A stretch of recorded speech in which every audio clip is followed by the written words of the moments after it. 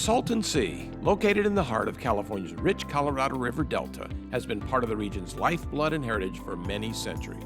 Originally a part of the Gulf of California, the Delta was formed from deposits of the Colorado River, carved out of the Grand Canyon and elsewhere along its journey to the Gulf. Over the millennia, the river has meandered about the Delta, sometimes flowing into the Gulf, other times swinging to the north and filling the Salton Sink, creating an enormous fresh body of water used by the local tribe for fishing and life-sustaining water. The most recent filling of the sink was recorded in the late 1700s, but its frequent meanderings into the region has contributed richly to the local culture and way of life. The ecosystem at the sea is continually changing. Since its most recent filling in the early 20th century, it has continued to mature, having evolved into a salty and nutrient-rich water body with no outlet. Most of the water that flows into the Salton Sea is agricultural drain water. Agricultural use of the Salton Sea for drainage is protected by orders signed by President Coolidge in the 1920s, reserving the land under the Salton Sea as a drainage reservoir.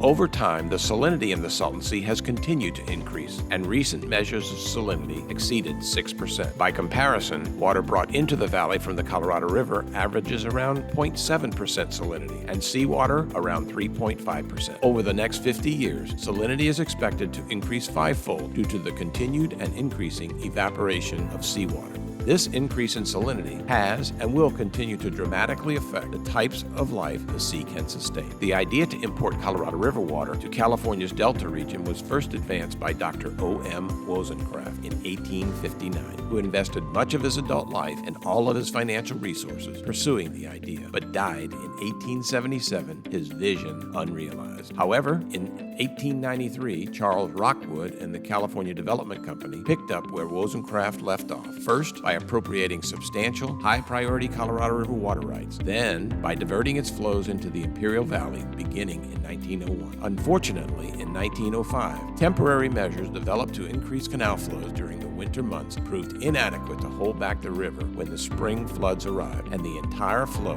of the Colorado River streamed into the valley for nearly 2 straight years. Exhausting its financial resources in efforts to close the river's breach, the California Development Company failed, and the breach was finally closed at great expense by the Southern Pacific Railroad in 1907. For its efforts, the railroad briefly acquired the water rights of the defunct California Development Company, which were later acquired by the Imperial Irrigation District, formed in 1911. Water rights on the Colorado were generally established through a policy of first in use, first in right, meaning if you are the first to use it, you have the highest priority right to it. The increasing activity in the lower Colorado River, and particularly in California, caused concern for the less developed upper basin states, fearing they would find themselves without water rights for their future if rapid development in the southern basin states continued. To address these concerns, the Colorado River Commission was formed to negotiate and implement a compact governing rights and uses of water of the Colorado River, and when implemented, would serve to divide the waters of the Colorado between the states of the upper and lower basins. This agreement was also a precursor to the development of dams and water storage on the Colorado River. The compact was signed in 1922 by all basin state representatives, but required the ratification of each state, and Arizona refused to do so. In order to reduce the risk of future flooding in the Imperial and Coachella valleys, conserve water for domestic and agricultural purposes, and for the generation of power, the Boulder Canyon Project Act was passed by Congress in 1928, authorizing the construction of the Hoover Dam and the All-American Canal. President Hoover signed the legislation, even though Arizona refused to sign the compact. In conjunction with the Hoover Dam project, the Metropolitan Water District of Southern California authorized the construction of the Colorado River Aqueduct, a 242-mile-long pipeline capable of carrying 1.2 million acre-feet annually to the rapidly developing coastal plains of Southern California.